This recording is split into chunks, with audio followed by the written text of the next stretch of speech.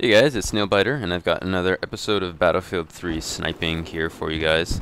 And in this video, I wanted to do something a little different from what I've done before with these Battlefield 3 sniping videos. Most of the sniping videos that I've posted up to this point have been fairly similar in strategy, whereas this one, I wanted to talk about a different kind of strategy, and that's as you can tell by the title of this video. I want to talk about long-range sniping in this video, and it's actually something that I don't think I'm particularly good at.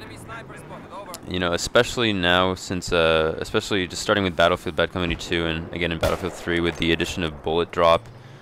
It definitely makes long-range sniping a little more difficult, and you know, I don't always see long-range sniping as a very effective tactic or an effective strategy that really helps your team out. You know, generally speaking, I don't know how that guy didn't kill me.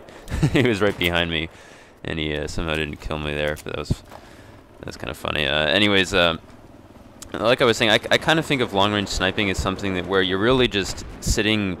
You're either camping or you're sitting really far in the back of the map. And you know, I think there are situations where this can be helpful and you know, an applicable strategy to use on some of the larger maps.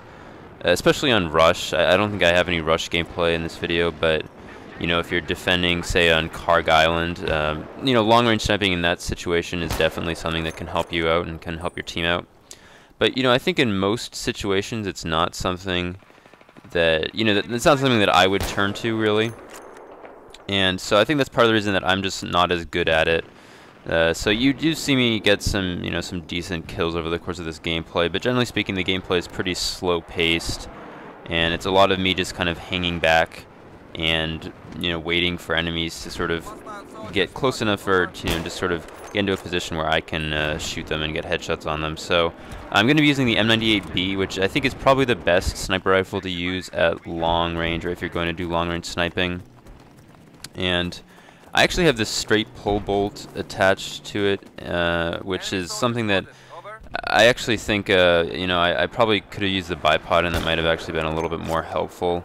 But I do just, I don't know. I was still trying to move around a little bit as I was trying to use this strategy, so it's not something.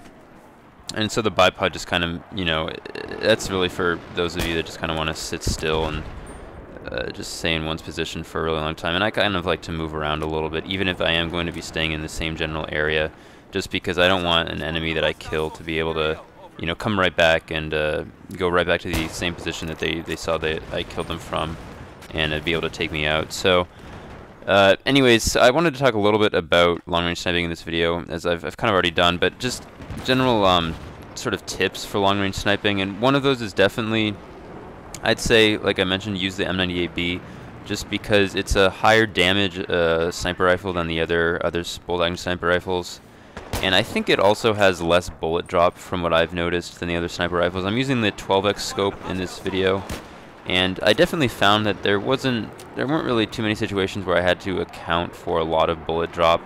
You know, if you're going to be sniping at really long distances, if, like on this, as I'm on Gulf of Oman as I'm playing right now, if I'm trying to snipe from this position, if I'm trying to snipe at like the C flag or B flag, then that's definitely a situation where I'm going to have a lot of bullet drop to account for. But for the stuff that's fairly close to me, it's not as significant. So I find that I have the most trouble when there's a combination of bullet drop that I have to account for, and the enemy is also moving in a from side to side or kind of diagonally towards me. I actually find the hardest shots to hit in long-range sniping or when I'm long-range sniping is the ones where the enemy is kind of moving at an angle towards you, because if they're moving perfectly horizontal to you, I think it's actually pretty easy to predict where to take your shot, and it's actually not as bad or not difficult to get a headshot.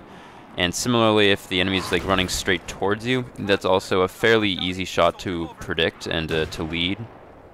But if they're kind of going diagonally, those are the shots that I generally have trouble with. So and obviously if they're just standing still, that's going to be the easiest shot. And in those situations, you only have to account for bullet drop, which is definitely you know, that's those are the easiest shots to hit when you're doing long range sniping. And I think, you know, honestly, I think that's probably most of what you see in this video, because, you know, if they're moving, you know, even if it's at close range, you know, and they're moving, it's still difficult to get headshots. And so if you combine the fact that they're moving with the fact that, you know, you have to account for bullet drop, it can be pretty difficult. So generally speaking, when you're trying to account for bullet drop, I mean, part of it is you're just going to have to try to use the weapon a little bit and get used to the bullet drop. But I generally try to look at how large the enemy is in my crosshairs when I zoom in, and then depending on how big they appear in when I'm scoped in, you know, I can usually tell how much bullet drop I need to account for. And as I mentioned earlier, the M98B doesn't have too much bullet drop, so it's really not as bad. You know, it's not as difficult to account for. But, you know, and I think part of that is also, if you're using the 12x scope, then it's not going to be as hard to account for bullet drop. But if you're using like an 8x scope, it can be a little bit harder to tell. So I would definitely use a 12x scope when you're doing this long range sniping. Just, I mean, I think that's kind of kind of obvious, but in case you were wondering.